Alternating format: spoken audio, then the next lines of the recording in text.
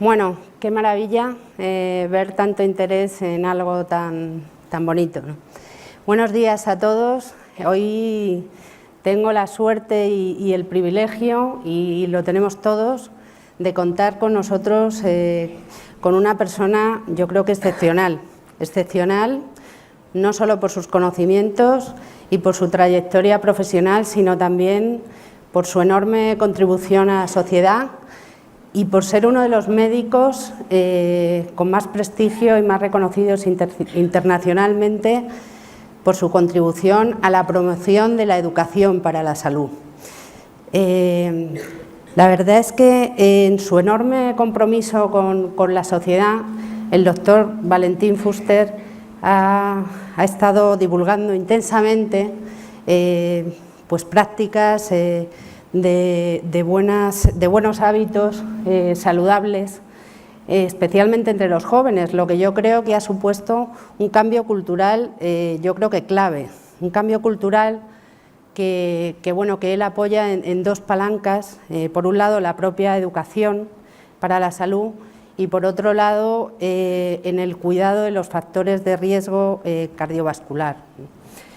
En toda esta misión, el doctor Fuster lo enmarca en su labor como director del Centro Nacional de Investigaciones Cardiovasculares Carlos III, también en la creación de la Fundación Science, Health and Education, y también es asesor del programa infantil Barrio Sésamo, que por cierto tiene su propio personaje, el doctor Rooster, y es autor y coautor de diversos libros tan conocidos como La ciencia de la salud, Corazón y mente, Monstruos supersanos o La cocina de la salud.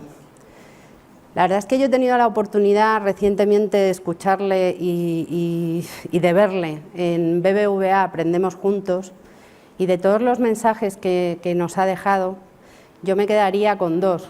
En primer lugar, que es mucho más importante promover la salud que prevenir la enfermedad, y en segundo lugar, que es clave la decisión que tomemos de cuidarnos personalmente y sobre todo de rodearnos de un entorno que nos lo facilite y que nos apoye en esta misión, ¿no?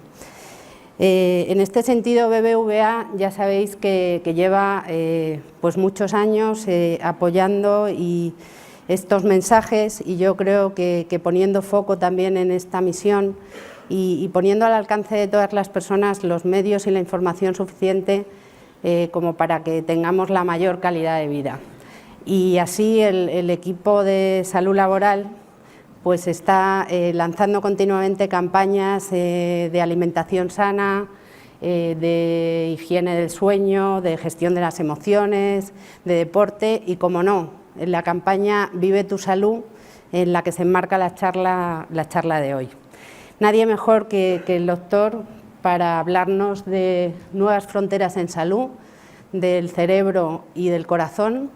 El doctor ha contribuido enormemente a la medicina cardiovascular, suponiendo un impacto muy positivo en el tratamiento de dolencias cardiovasculares y siendo reconocido con premios como el Príncipe de Asturias a la investigación y siendo el único médico galardonado con los máximos reconocimientos de las principales organizaciones de cardiología del mundo. Pero yo creo que a quien queremos escuchar hoy es al doctor, así que yo no me extiendo más y con todos vosotros el doctor Valentín Fuster.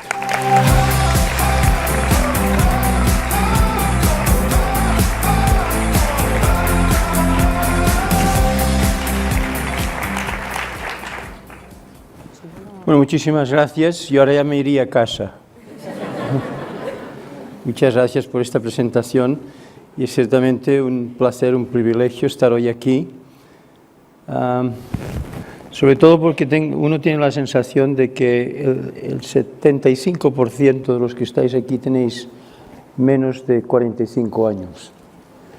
Y esto para mí es importante porque creo que en todo tema, y el tema de la salud es uno de ellos, cuanto más joven eres, más captas. y por esto yo creo que es una buena oportunidad. Vamos a ver, el reto que yo tengo hoy es de hablar del corazón y el cerebro, y la realidad está de que están muy bien unidos desde el punto de vista de la enfermedad y desde el punto de vista de la salud. Claro, yo aquí estoy en una corporación, BBVA, muy importante, y por lo cual pues trataré de enfocar esto simplemente a un nivel corporativo. Esta es mi carrera. Yo básicamente vivo en Estados Unidos desde hace 45 años. Estuve en la Clínica Mayo 12 años, en Harvard unos 4 años y ahora en el centro de Mount Sinai en Nueva York. Y en estos 45 años, los últimos 12 años, he dedicado pues una pequeña parte de mi tiempo, vengo un día a la semana aquí a Madrid, en el Centro Nacional de Investigaciones Cardiovasculares. Entonces yo creo que toda mi concepción con respecto a cualquier cosa de la vida, incluida la salud, tiene siempre esta peculiaridad de Estados Unidos y Europa, porque lo he vivido constantemente. Y ciertamente es difícil que yo les pueda decir a ustedes dónde considero que está mi casa, muy difícil, precisamente por esto, pero me siento muy positivo ciertamente en los dos lugares, en España, como también me siento en Estados Unidos.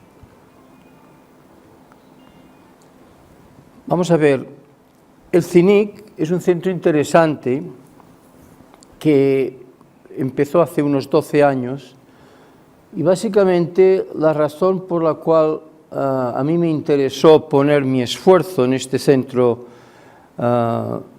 público-privado, es el centro cardiovascular del gobierno, en cierta manera, y una parte privada que se llama ProCINIC, porque me dio la oportunidad de empezar a pensar que es posible motivar a gente joven para que sean los investigadores del futuro. Es decir, un tema que yo creo que es fundamental es que solamente la innovación y la investigación hace que la sociedad avance. Y para esto has de motivar a la gente, y qué mejor que motivar a la gente joven. Esto es básicamente lo que me dio la oportunidad de venir al CINIC. Y esta gente que ustedes ven aquí, pues hemos estado entrenando a gente joven desde el principio, empezando a los 14 años y dándoles la oportunidad con una beca de estar en el verano en el CINIC y muchos de ellos ahora son investigadores. Es decir, que sí que hemos probado y hemos validado el concepto de que la gente joven es motivable y cuando se motivan es ciertamente un motor con una energía enorme. Entonces, vamos a ver si... El ProCINIC fue importante para mí, es decir, uno puede desarrollar lo que estoy diciendo, pero la verdad es que necesitas dinero. La gente no le gusta decirlo, pero para hacer un proyecto de envergadura, hacerlo por tu cuenta está muy bien, pero si quieres tener impacto necesitas tener una infraestructura. Y en este caso el ProCINIC fue muy importante para mí, un grupo de 15 empresas que realmente me dio la oportunidad de no solamente cultivar a la gente joven con 14 programas de educación distintos, pero en comprar la maquinaria necesaria para hacer una investigación a nivel muy alto. Bueno, y aquí estamos precisamente, son partes de las empresas, naturalmente tengo que poner un círculo y estoy obligado a hacerlo. Pero hemos estado trabajando con ustedes en una serie de programas, pero básicamente en todos los programas que hemos trabajado en estas 15 empresas, pues hemos trabajado con el grupo médico, hemos trabajado con las familias, simplemente que puedan venir una vez al año pues los familiares de los empleados, etcétera. Es decir, que estamos muy involucrados en el tema, digamos, tal vez más personal, más importante para ustedes. Y como todo lo que es en la sociedad, is a give and take. Es decir, a nosotros nos ayudan con el soporte económico a llevar a cabo lo que les estoy diciendo, tecnología muy avanzada y programas educativos. Por otra parte, nosotros estamos obligados, y es una responsabilidad, poder dar algo a ustedes. y por esto yo me siento hoy, pues que es un privilegio el poder hablar con ustedes y en cierta manera entrar en temas que les pueda ser de interés. Una vez dicho esto, ahora voy a entrar ya en el tema importante y es el tema de la enfermedad, antes de hablar de la salud. Ustedes tienen en esta diapositiva la mortalidad hoy en el mundo, en que la causa de mortalidad número 1 es la combinación del infarto de miocardio y el accidente cerebrovascular. Esto llamamos enfermedad cardiovascular. Y está seguida del cáncer. Si ustedes toman solamente la enfermedad cardíaca, el infarto, en realidad tiene la misma incidencia en el mundo que el cáncer. Pero lo que es importante es este círculo. Y este círculo les dice a ustedes que en realidad solamente una pequeña proporción de lo que estoy hablando de la mortalidad cardiovascular pasa en países de economía alta. Es decir, todo lo demás que ustedes ven aquí son en países de economía media o economía baja. Por lo cual, si uno tiene una responsabilidad social, es imposible que uno se centre aquí y deje todo esto pues, para que se cuide a alguien más. Y esto es un tema importante en la charla de hoy, y es que el concepto mío es un concepto muy global, no es un concepto simplemente enfocado a economía alta. Pero esta es la causa de la enfermedad número 1. El tema que es importante conocer, ¿de qué estamos hablando? Un infarto de miocardio y un infarto de cerebro. Lo que estamos hablando es que las arterias que van al corazón, y esta es una arteria coronaria, y las arterias que van al cerebro, durante muchos años hay una serie de factores de riesgo, tabaquismo, colesterol, diabetes, hipertensión, falta de ejercicio, obesidad, que en realidad estos factores en general dañan la parte interna de la arteria por donde circula la sangre. Entonces, lo que ocurre es que este daño hace que entre el colesterol que circula, pero el colesterol no necesariamente tiene que ser un nivel elevado. Usted puede tener un colesterol normal y ser un fumador y hacer un infarto a los 45 años. Y la realidad está porque el tabaco daña la arteria y un colesterol que usted puede considerar que es normal penetra. ¿Y qué ocurre? Esto es una parte muy blanda de la arteria, es la pared de la coronaria, por ejemplo, que cuando el corazón late en un momento determinado y es impredecible, esto se rompe, porque es muy débil, y al romperse se produce una úlcera. Y en esta úlcera, cuando la sangre circula, se produce un coágulo. Resultado, la oclusión repentina de una arteria cuando nadie se pensaba que iba a ocurrir. Pero lo que es importante es que esto ha ocurrido durante una serie de años que nadie le ha dado la importancia, y es que uno se encuentra perfectamente y la arteria, el colesterol sigue penetrando hasta que un día pasa lo que estoy diciendo, que es simplemente un accidente. El accidente cerebral puede ser un poco más complicado, es la arteria del cerebro, que pueden estar con el mismo problema, con factores de riesgo, pero hay embolias, coágulos de sangre que se forman en el corazón y pueden ir al cerebro. Es decir, que el infarto cerebral, llamamos infarto, que es muerte de una región, o bien cardíaca por falta de riego de sangre o falta de riego de sangre del cerebro. Pero este es el problema. Entonces, aquí están los factores de riesgo que explican el 90% de lo que estamos diciendo, y son 7. Hay 2 factores de riesgo que son mecánicos, que uno es la obesidad y el otro es la presión arterial alta. Hay 2 que son químicos, esto simplemente es un páncreas, la diabetes, y esto es un hígado, un colesterol elevado. Y luego hay estos problemas de conducta en donde que fumas, no haces ejercicio, y en este caso, aparte de la obesidad, una dieta equivocada. Uno puede ser delgado pero tomar mucha sal, o tomar mucha grasa, o tomar mucho azúcar. Es decir, que la obesidad es una cosa y una dieta inadecuada no necesariamente va asociada a obesidad, pero es un factor de riesgo importante. Pues les repito, más del 90% de los infartos de miocardio e infartos cerebrales, que hoy son la causa de mortalidad número 1, vienen dados por este tema. Lo importante es la genética, que hablaremos de aquí un momento. ¿Qué papel juega la genética en el problema que estamos hablando en estos momentos? Y este es un punto final interesante, y es que durante muchos años nos hemos dedicado a conocer lo que es la enfermedad cardíaca, la cirugía, la intervención, la farmacología, tecnologías de imagen. Pero yo en el año 2005-2006 decidí personalmente moverme desde el terreno de la investigación a nivel de enfermedad a entrar en terrenos mucho más tempranos en temas de salud. Y la razón fue la siguiente: es interesante siempre qué es lo que nos hace cambiar en un momento determinado. Yo era presidente de la Sociedad Americana de Corazón y me di cuenta de que cambiar los hábitos en la gente adulta es muy difícil. Podemos hablarles mucho a ustedes, pero la realidad es que es muy difícil. De aquí a un momento tendré que dar alguna pauta que creo que es importante. Entonces, cuando me dediqué a la gente joven, es decir, yo como presidente de la Sociedad Americana de Corazón decidí que lo que teníamos que hacer es dedicarnos a la gente joven, a educarles, a motivarles, etc. Y aquí es donde puse yo mi esfuerzo.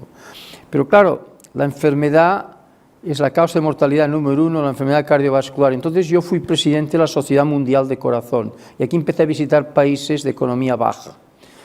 Y paradójicamente me di cuenta de que son países de economía baja donde la gente está más atenta a lo que puedes tú decirles para cambiar su vida. Y esto es un ejemplo interesante porque para mí es una paradoja, pero me di cuenta que algo se podía hacer en el mundo y se tenía que empezar en países de economía baja. Una vez dicho esto, decidí dedicarme a la investigación con las mismas herramientas que trabajé en la enfermedad, empezar a trabajar en la salud en 3 grupos de edad distintos. Individuos de 50 a 100 años, individuos de 25 a 50 años y desde el nacimiento a los 25 años. Y la cuestión que se planteó fue la siguiente: ¿cuáles son los retos de salud en cada una de estas edades? Y llegué a la conclusión de que eran 7. Y ahora les voy a referir a ustedes cómo esto, desde el año 2005, ha ido evolucionando. Es decir, el tema de la salud en individuos de esta edad y de esta edad. Pues bien, en el tema de los 50 a los 100 años, uno de los problemas fundamentales es el sentido de la edad, es decir, la edad avanza, la vitalidad disminuye. Este es un aspecto. Hay otro aspecto que es la demencia, y por lo cual es interesante estudiar qué es la edad y cuál es la edad cronológica en comparación con la edad biológica. Bueno, pues empezando con este tema, yo les diré que empezamos con tecnología de imagen.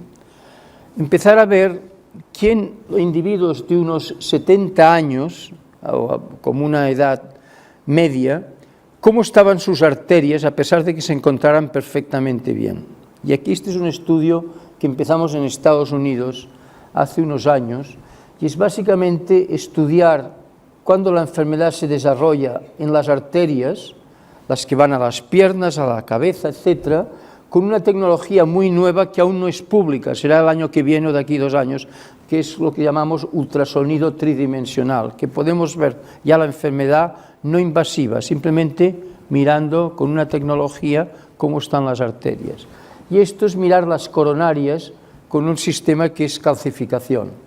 Y así empezamos el estudio primero, que a una edad media de 71 años, con 6.000 individuos aparentemente normales, no habían tenido nunca ni un infarto de miocardio y se encontraban perfectamente bien, y les miramos las arterias, la coronaria, simplemente, como les digo, con la calcificación, y luego las que van al cerebro, poniéndose estos individuos en esta unidad móvil. Así es donde estudiamos la tecnología. Bueno, estos fueron los resultados.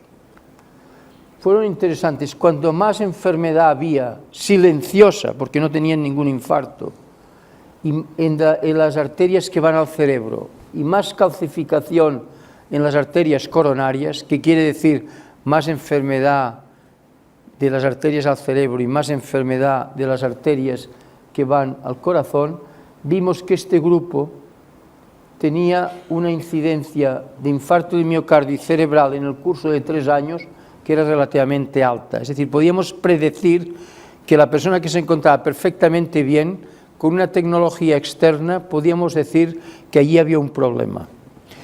Y este tipo de predicción era mucho más importante que las fórmulas que hoy utilizamos de Framingham o europeas, que si fumas o no fumas, y colesterol es alto o bajo, hipertensión. Hay una fórmula que te da simplemente un pronóstico. Esto es mucho más pronóstico. Y si tú detectas a una persona que está desarrollando la enfermedad con estas tecnologías, ya puedes decir que esta es probablemente el peligro número 1, es que la enfermedad se está desarrollando. Bien, pues esto es lo que aprendimos con este estudio. Y esto, en cierta manera, es interesante y son buenas noticias, porque empezamos a saber quién es quién. Pero hubo una segunda buena noticia en este estudio de 6.000 individuos de edad media de 70 años. Y es que miramos por primera vez qué papel tiene la genética y qué papel tienen los factores de riesgo en estas personas antes de que se desarrollen el infarto y cuando desarrollan el infarto. Y simplemente para hacerles una historia larga, corta, les diré lo siguiente. Hay 50 genes que tienen importancia en la enfermedad coronaria. Y básicamente tienen importancia cuando tienen una mutación, es decir, cuando el gen se altera. Entonces lo que hicimos, estudiamos los 50 genes en los 6.000 individuos, y si habían más de 5 que estaban alterados, llamamos esto alto riesgo genético. Fue teórico el concepto. Si había de 3 a 4 era medio riesgo, y si había la alteración de un gen es bajo riesgo.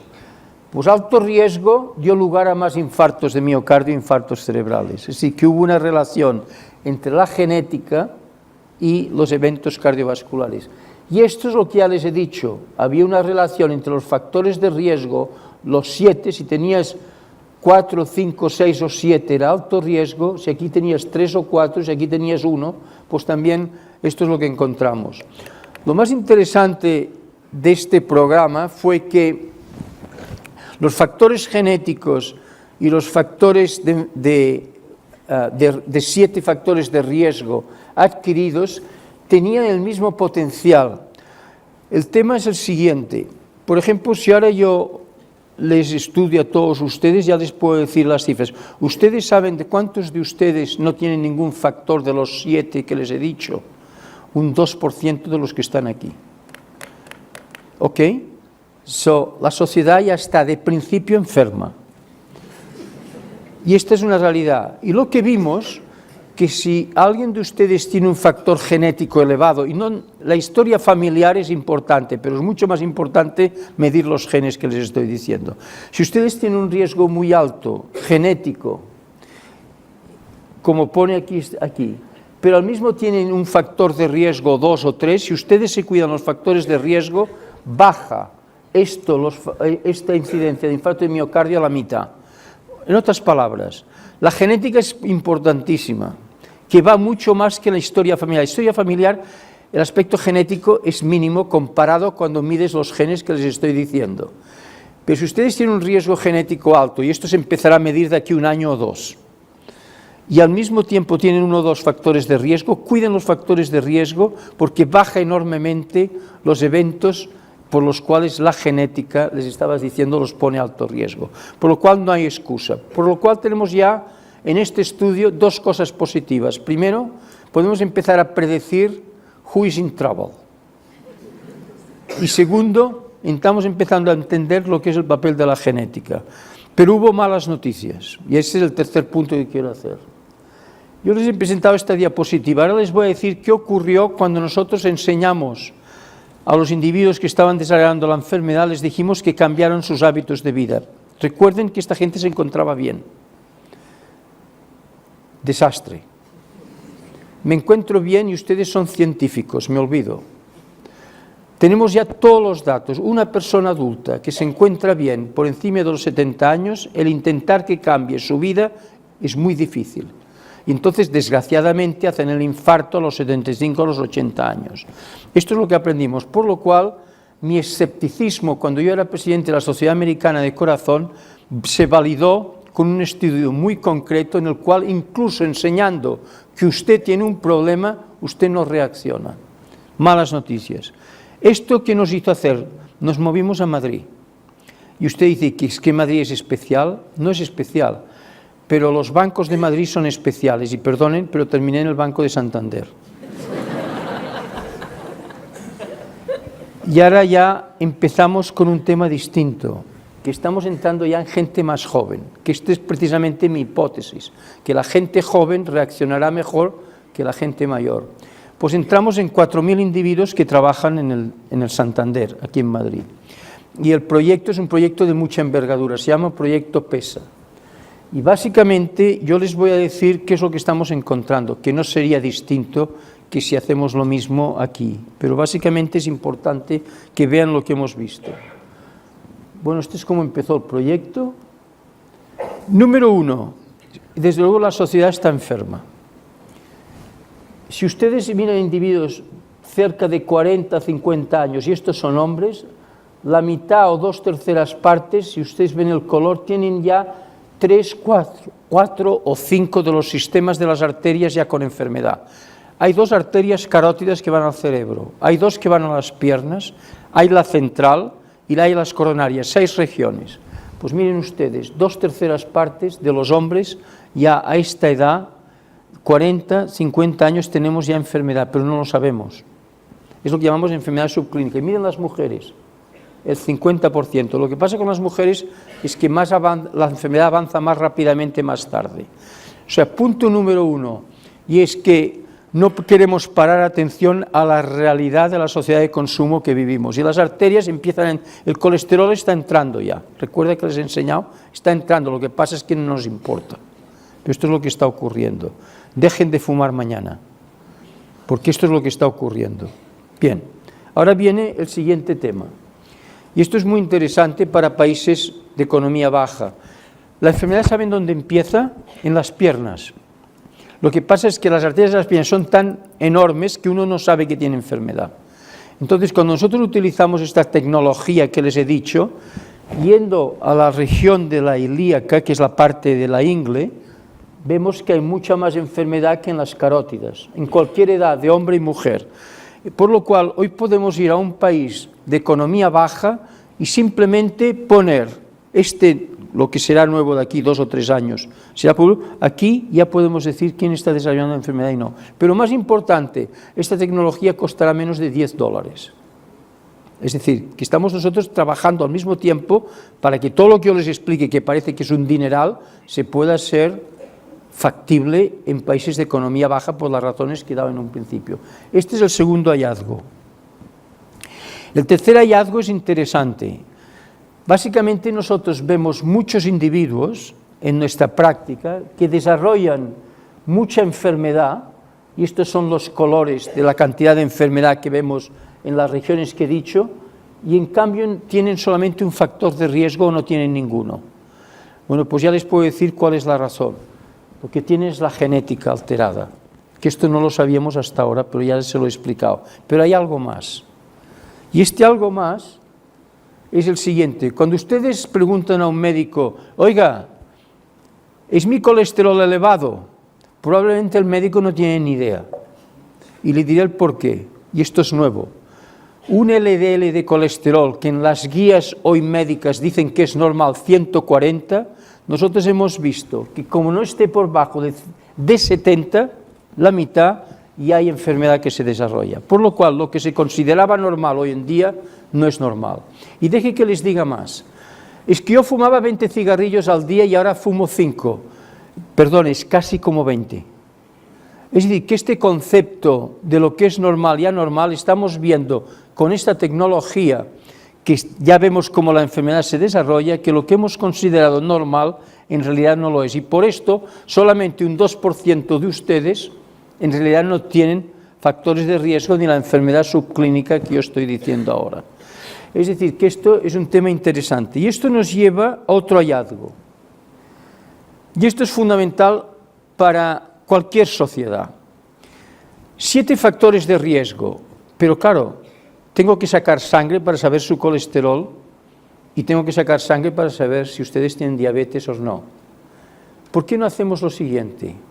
En estos 4.000 individuos del Santander, hagamos una prueba.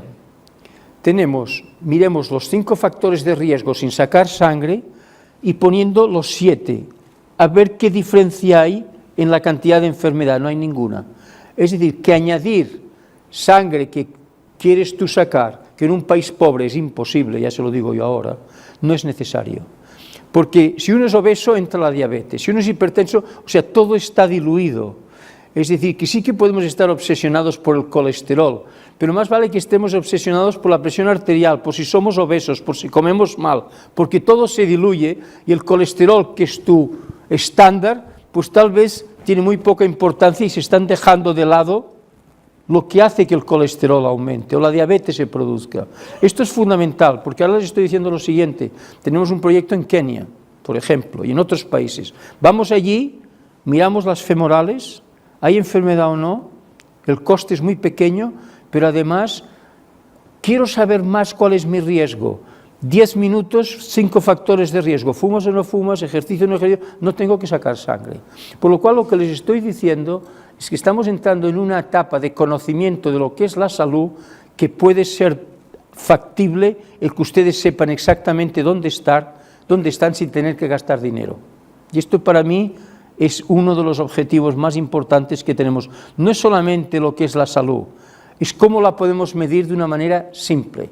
Entonces hablaremos un momento del cerebro. Entonces ustedes han de poner su cerebro en marcha. Y su cerebro en marcha quiere decir, ¿me cuido o no me cuido? Esto es su decisión.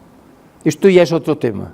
Pero lo que les estoy diciendo es que es muy sencillo el entrar en el camino de la salud, como les estoy diciendo. Pero no he terminado. ¿Cómo ustedes desayunan? Miren que esto es importante. Vamos a ver, hay gente aquí que no desayuna. ¿Y sabe por qué? Porque no tienen tiempo. Salen tarde y siempre llegan tarde, pero no desayunan. Pero ¿sabe lo que les ocurre? Comen durante el día, constantemente, y por la noche, con que están cansados, van a un restaurante más que ir a su casa a cocinar. Ahora les voy a mostrar los datos de lo que ocurre con este tipo de desayuno. Y lo que ocurre es muy sencillo. Y es que básicamente, si ustedes desayunan muy poco, y esto está en esta parte de la diapositiva, aumenta muchísimo la enfermedad cardiovascular de las arterias. ¿Y saben por qué? Precisamente por lo que estoy diciendo, porque comen más. Su reloj, hay un reloj que nos dice cuándo tenemos que dejar de comer. Si ustedes comen suficiente en el desayuno, muy importante, lo que sea, incluso huevos fritos, miren lo que les estoy diciendo, el reloj se para y durante el día no empiezan a comer de nuevo. Si este reloj no funciona, constantemente comen. Y lo peor, les voy a mostrar enseguida, es que entonces lo que ocurre, que aquellos de ustedes que llevan una vida social muy intensa y van a cenar por la noche, cuanto más de noche se van a cenar, peor. Es el mismo individuo. Esto es una sociedad de consumo que es absurda. Sales de casa corriendo, estresado, no comes, sigues comiendo durante el día y por la noche, bueno, ahora estoy tranquilo, me voy a cenar al restaurante y ahora que nadie me moleste. Tu colesterol sigue entrando. Y esto es lo que yo les estoy mostrando a ustedes. Estás comiendo muy mal. Pero no he terminado. Entonces este individuo va por la noche al restaurante y se va a dormir tarde. Entonces la pregunta es, ¿cuánto necesitan ustedes dormir? Si duermen poco, duermen mucho, afecta. Todo esto es cuantificado, lo que estoy diciendo no es nada teórico, está todo hecho preciso. Pues miren ustedes la situación. Miren ustedes, cuanto menos duermen, menos de 6 horas, más enfermedad.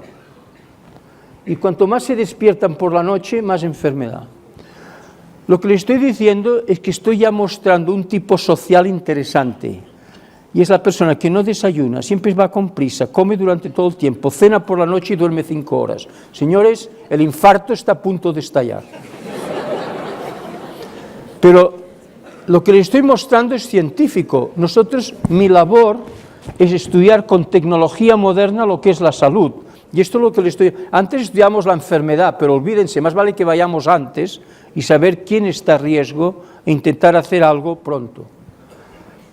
Bueno, pues entonces todo esto les he hablado del Santander y no piensen que es que allí están todos enfermos.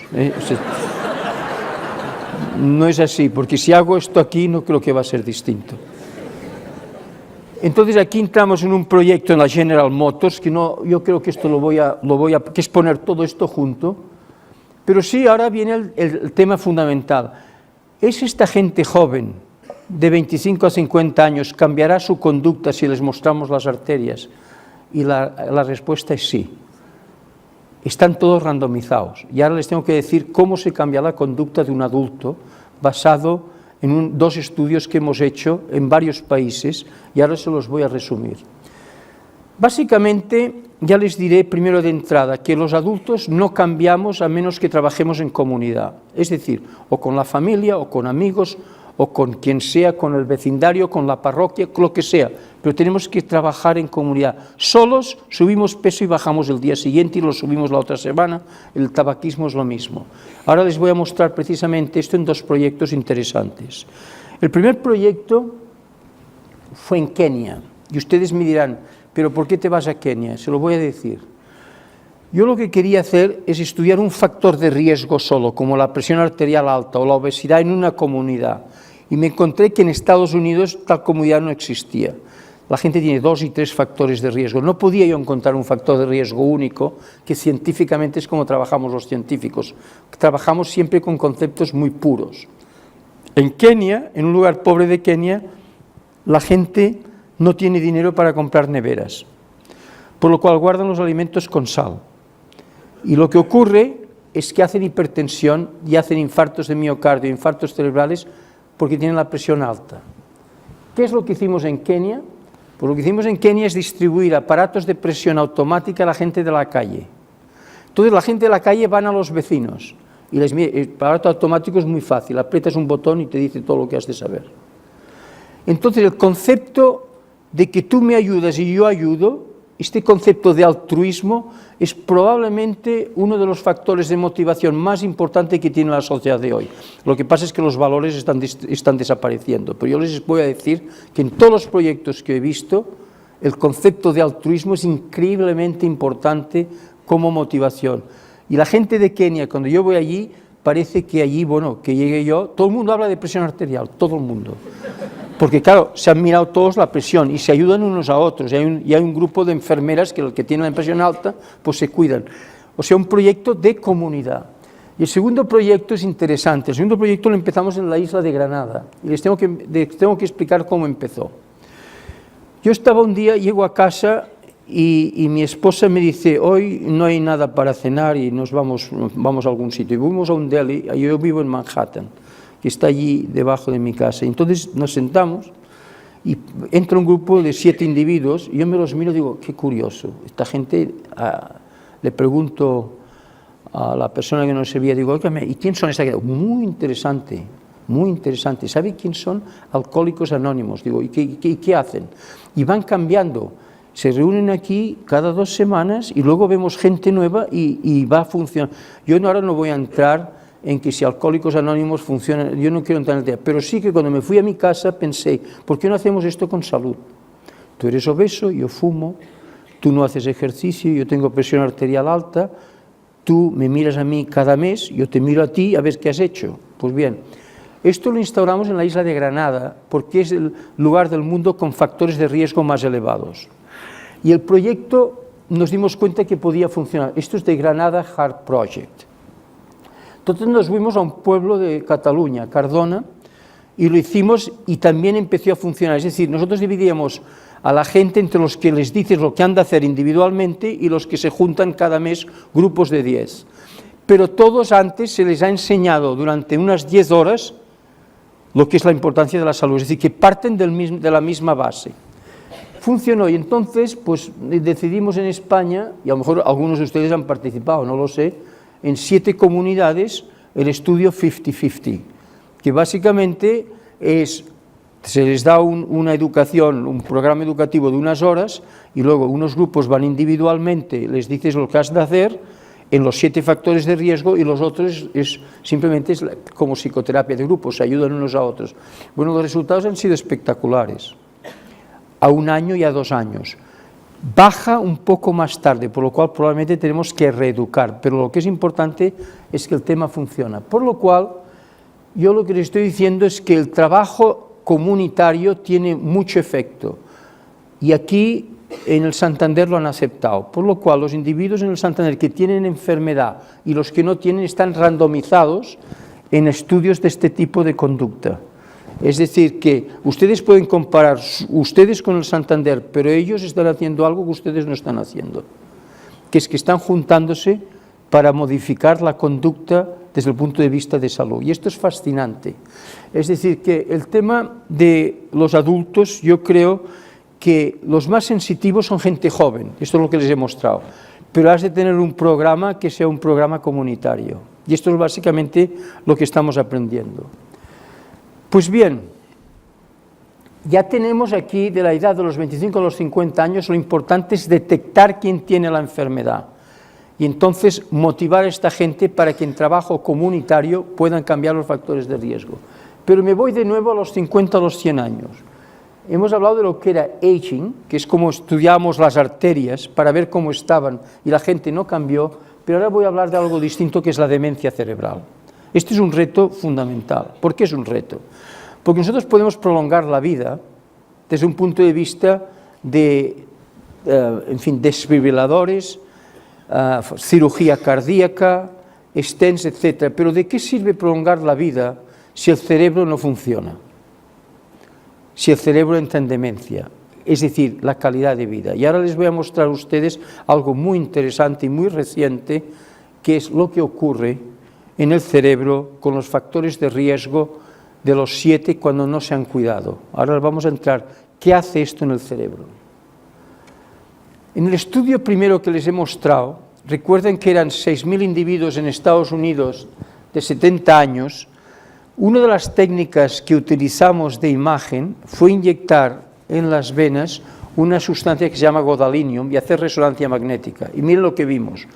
Cuanta más enfermedad veíamos en las grandes arterias, las 6 regiones que les he dicho, más veíamos en el cerebro, con esta tecnología, estos puntos. Esto es la masa blanca del cerebro. No teníamos ni idea, hace 8 años, de lo que estábamos hablando, pero esto simplemente era un hallazgo, una observación. Hoy, en el año 2018, todos sabemos lo que estamos hablando, y esto es lo que les quiero mostrar ahora.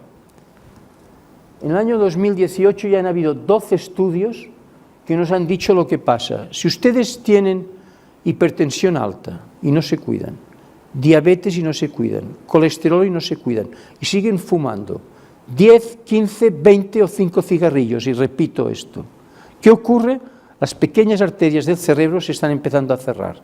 Ya no es las arterias grandes como les he mostrado, son las más pequeñas, se cierran, y esto es lo que yo les decía antes, los puntos, que antes era un punto rojo, con tecnología de imágenes blanco, esto es lo que se llama un infarto lacunar. Son infartos de cerebro muy pequeños que solamente se notan porque el aspecto cognitivo está disminuyendo, no porque haya un infarto cerebral. ¿Que me han entendido?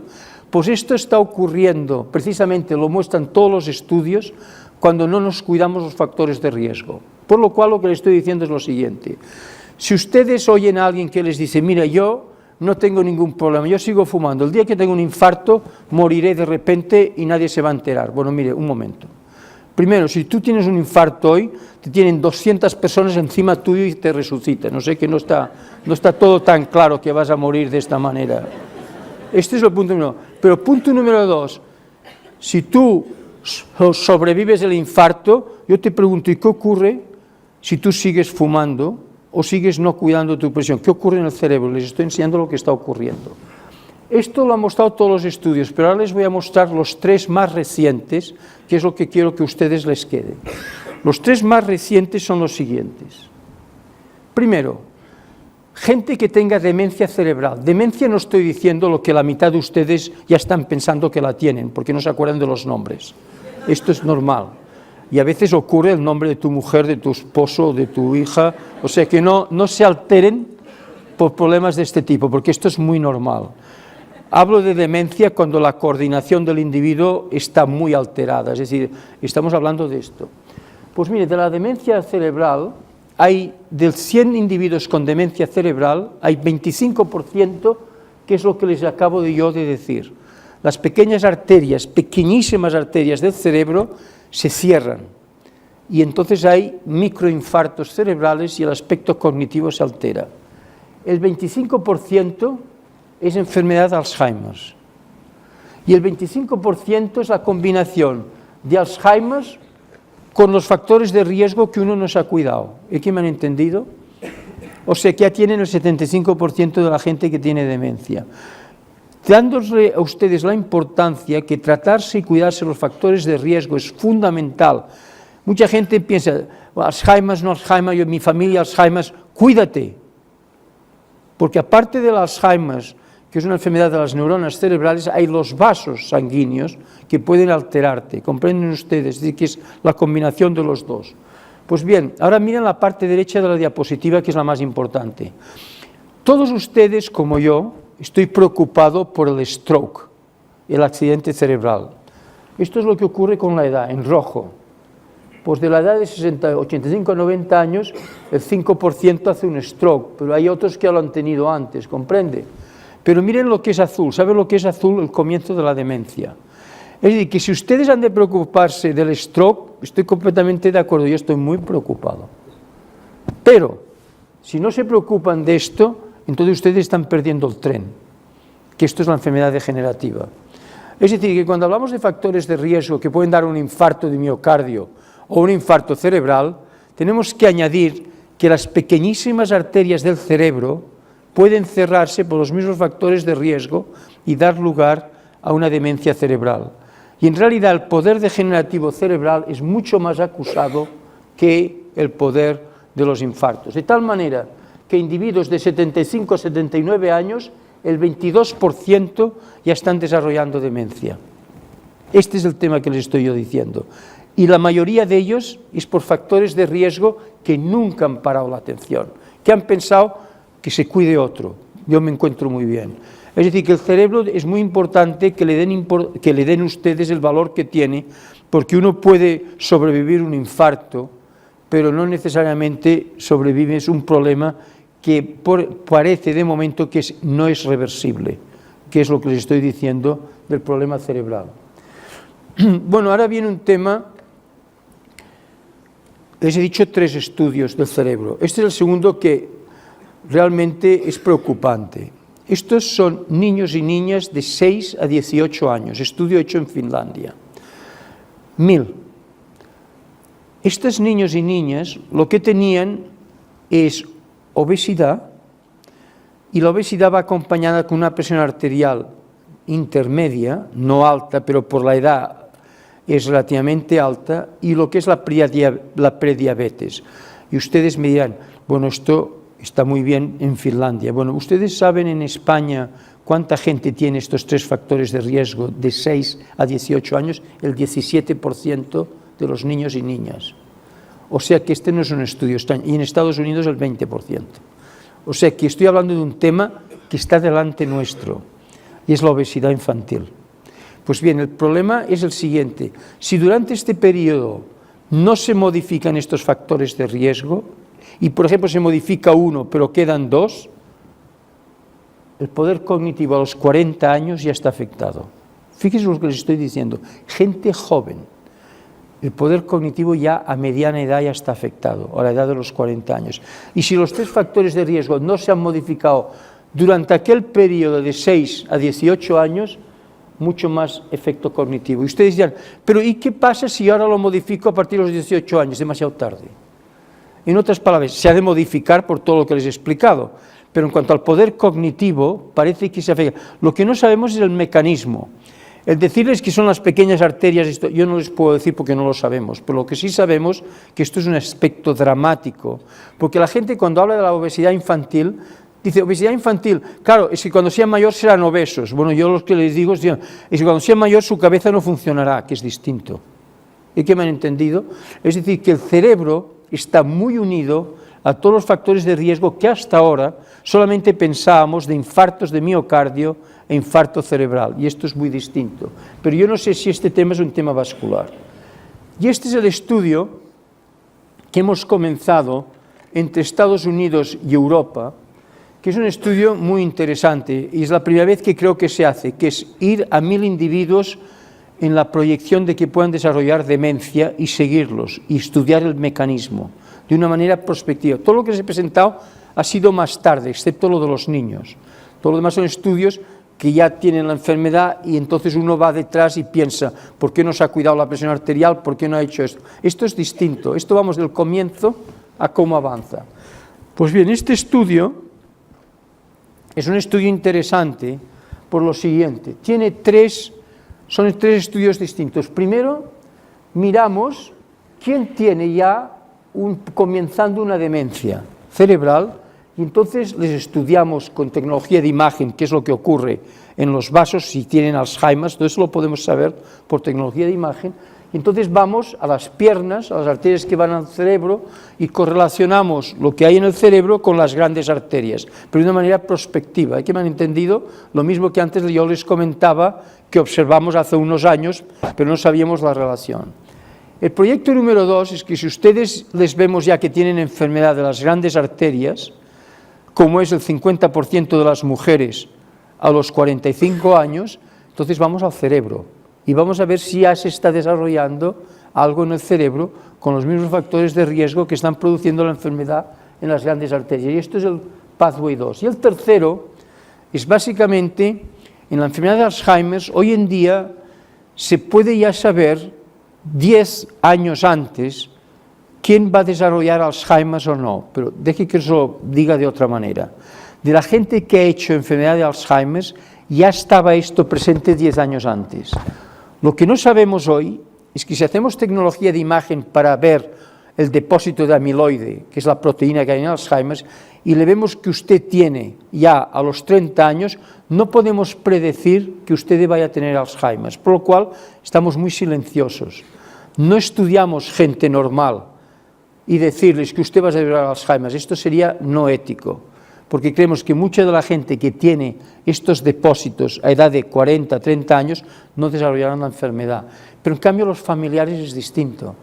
Con que hay una incidencia de Alzheimer relativamente alta en familiares de enfermedad de Alzheimer, pues estamos estudiando todo lo que les he dicho en 3.000 familiares de Alzheimer's disease, para estudiar prospectivamente qué es lo que está ocurriendo con todo lo que les estoy yo diciendo. Esto es fascinante y la gente, ciertamente los grupos o comités éticos lo aceptan porque ya estás trabajando con gente de riesgo. Si una persona de 35 años que tiene un familiar con Alzheimer, nosotros le miramos el cerebro y vemos que hay un depósito de la proteína, no podemos nosotros decir 100% que va a desarrollar Alzheimer, pero en cambio sí que le podemos decir que con que es una persona a mucho riesgo, cuidarse los factores de riesgo que les he dicho, la presión, el tabaquismo, la diabetes, ¿es que me entienden? Es como un incentivo para cuidarse muchísimo más, para que el aspecto vascular, que puede ser importante, que vaya junto con el Alzheimer en lo que es la demencia, pueda uno cuidarse. Este es el proyecto que tenemos. Y ahora termino. Esto me recuerda a mí, yo tengo un administrador que me viene a ver siempre con una lista enorme de cosas y de problemas. Y me viene a ver y siempre me explica todo, pero yo sé que el problema más importante es el momento que él sale del despacho y vuelve a entrar. Siempre es lo mismo. ¿Entiendes? Y al final, excuse me, let me tell you about something else. Y allí es el verdadero problema. ¿Por qué hace esto? Yo no lo sé. Pero yo les explico ahora que lo más importante de la charla de hoy viene ahora, y termino. Y es que si queremos tener un impacto en todo lo que les estoy diciendo, no hay duda que son los niños. Y cuando digo niños, por favor, digo niños y niñas. Vamos a ver. Aquí estamos hablando del nacimiento a los 25 años.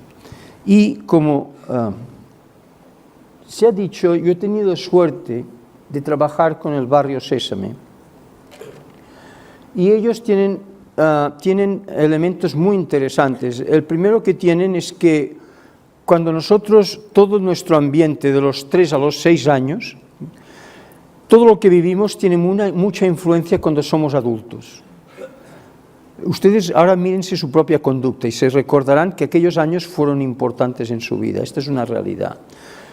Entonces pensamos, si esto es así, ¿por qué no entramos en los niños y niñas en temas de salud, educándoles que la salud es una prioridad y que de esta manera, cuando sean adultos, esta prioridad salga adelante. Este es el concepto que desarrollamos. Y esto, desde el punto de vista científico, tiene razón de ser, porque los niños a esta edad tienen muy pocos centros cerebrales que no comunican bien, por lo cual lo que le dices a un niño a esta edad lo capta y lo retiene. Los idiomas, cualquier cosa, no hay nada mejor que de los 3 a los 6 años. Luego es un caos.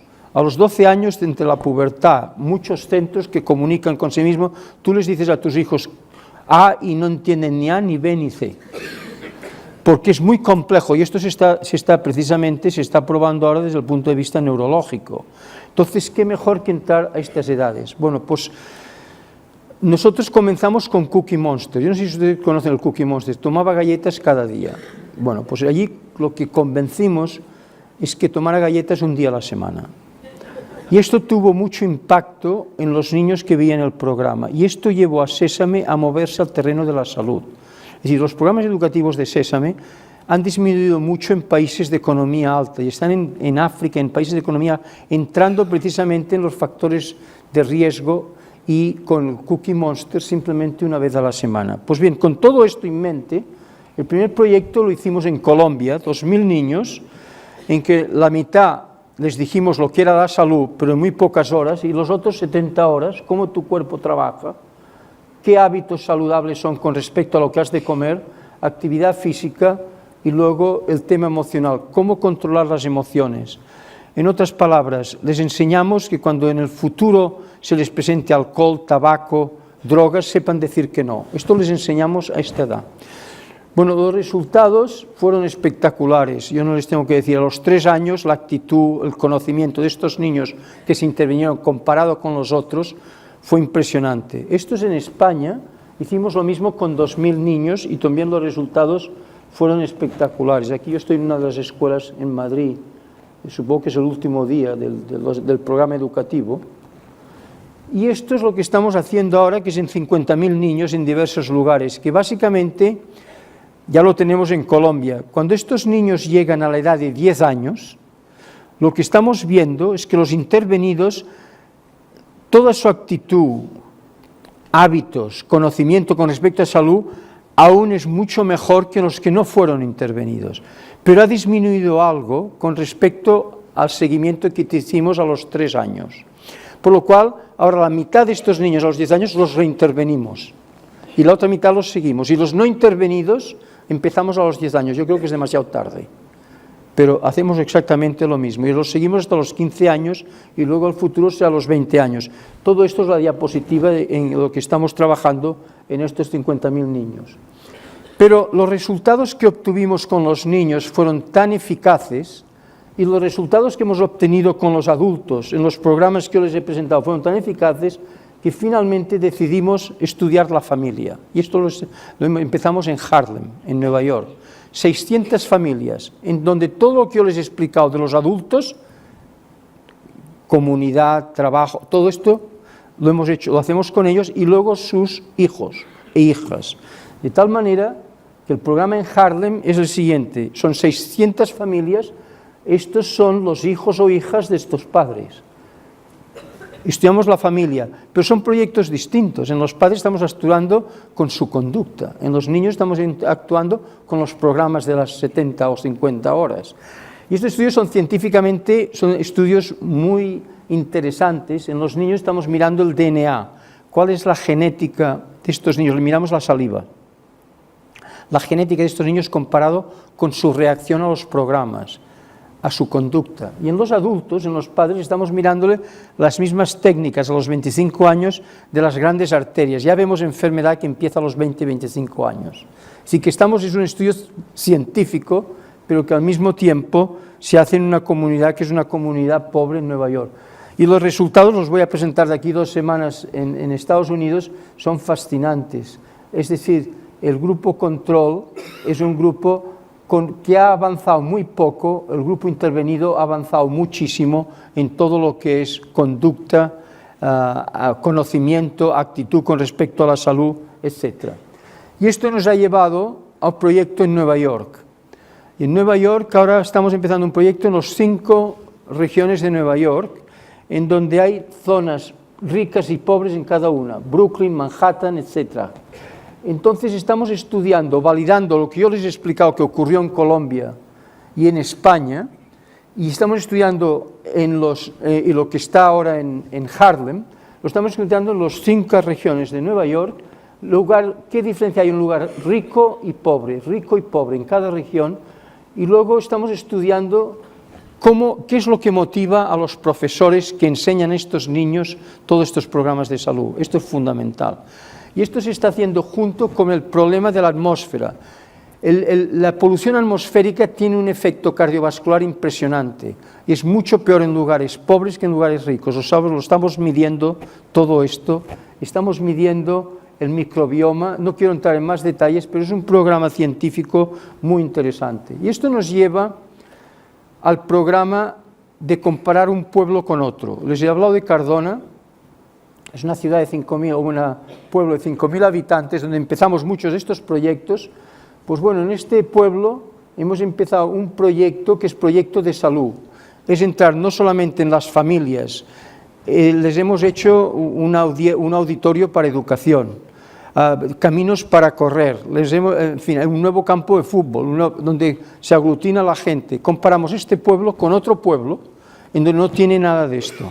En los dos les damos un programa de educación, pero queremos ver a 10 años si somos capaces de cambiar la conducta de un pueblo basado en todo lo que les he dicho hoy y mucho más, porque haces cosas de tipo público. Y esto es el programa que tenemos allí. Yo simplemente les he dado un tour diciéndoles que trabajar en la enfermedad es muy caro. Promover la salud es donde tenemos que ir. Y el éxito es más y más cuando uno va más y más a edades más tempranas. Podemos hacer cosas en cada edad, como les he dicho, pero no hay ninguna duda que el campo más fértil está aquí. Y ahora estamos entrando en la familia y estamos entrando en un pueblo. Y esta es mi última diapositiva, que creo que es interesante para darles una visión global de lo que está pasando en el mundo. Este es un comité que he tenido la suerte de ser el codirector durante 2 años, que lo formó Obama en Estados Unidos. Y este es un comité en donde hemos estado trabajando durante 2 años qué es lo que el mundo hoy tiene que tener como prioridad en temas de salud. ¿Qué es lo más importante? Este es un tema. Y en esto hemos trabajado muchísimo, y yo simplemente les diré que los 4 puntos más importantes son los siguientes. Número 1, hoy en día no estamos preparados para una epidemia. No hay ningún lugar en el mundo que esté preparado, ni el WHO, ni el United Nations, nadie está preparado si hay una epidemia. Cuando hubo lo del SIDA, fue el gobierno de Estados Unidos que dio billones de dólares y allí salió un programa para que fue a África, etcétera, pero no hay programas, por lo cual es un asunto absolutamente urgente. Segundo, las bacterias y los virus se están volviendo resistentes. Y esto es un problema enorme. Hoy en día los resfriados no es los resfriados de hace 10 años. La influencia y todo eso, por lo cual tenemos que prepararnos desde un punto de vista de investigación cómo atacamos a un cambio radical en el problema hoy de las infecciones. Esto desde el punto de vista, digamos, más precario y negativo. Desde el punto de vista positivo, creo que la productividad y el crecimiento económico, sobre todo, debe darse. Primero, tenemos que parar mucho más atención a la salud de las mujeres. Segundo, a la de los niños, que es lo que estamos haciendo. Tercero,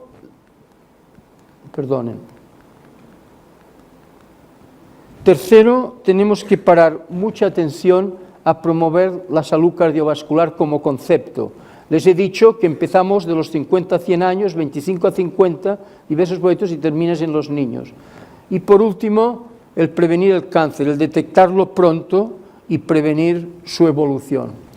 Todo esto uno lo puede decir y verbalizar y se puede ir a su casa tranquilamente, pero yo les diré lo siguiente, en lo que es salud global, hoy en día el 90%, en mi opinión, son charlatanes. Son gente que nunca ha hecho un proyecto, pero hablan muchísimo. Y lo que hablan no tienen ni idea de lo que están hablando, esto es mi opinión. Hay pocos que están en el firing line. Firing line quiere decir trabajando en los programas. Y esto es básicamente, que esto es muy interesante, pero si no hay una infraestructura que tenga 3 condiciones importantes, esto nunca va adelante. La primera es la innovación y la investigación. Es absolutamente crítico en todas nuestras vidas que haya innovación y que haya investigación. Incluso en su casa, su marido, su mujer, si ustedes son iguales cada día, están muertos.